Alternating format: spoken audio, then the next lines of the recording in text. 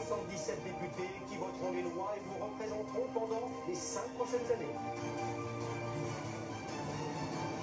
Il est 20h. Regardez à quoi pourrait ressembler cet hémicycle au soir du second tour, selon nos estimations, avec des fourchettes forcément très larges. La majorité présidentielle, ensemble, obtiendrait entre 275 et 310 sièges, ce qui signifierait qu'elle pourrait peut-être avoir une majorité absolue, suivie derrière de l'Union de la gauche, la NUPS, qui obtiendrait entre 180 et 210 sièges.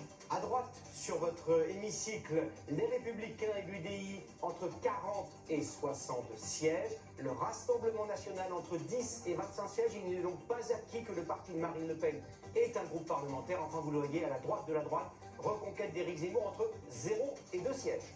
Regardez maintenant le rapport de force entre ces grandes familles politiques en pourcentage des voix, cette fois obtenues ce soir à l'issue de ce premier tour. Ce sont toujours des estimations fiduciales avec les Indés radios. Et c'est l'Union de la gauche, la NUPS, qui arrive en tête, 26,1%, suivi de Ensemble, la coalition présidentielle, 25,6%.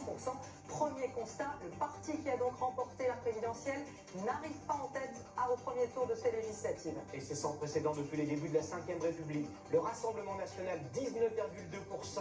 LR et l'UDI, 11,3%, Reconquête, 4,1%, les Guégards, droite, 3,2%. Et puis je vous laisse regarder également les autres formations politiques qui, elles, sont légèrement en dessous de 3%, sauf évidemment le dernier groupe qui rassemble tous les députés qui n'appartiennent pas à une formation politique précise.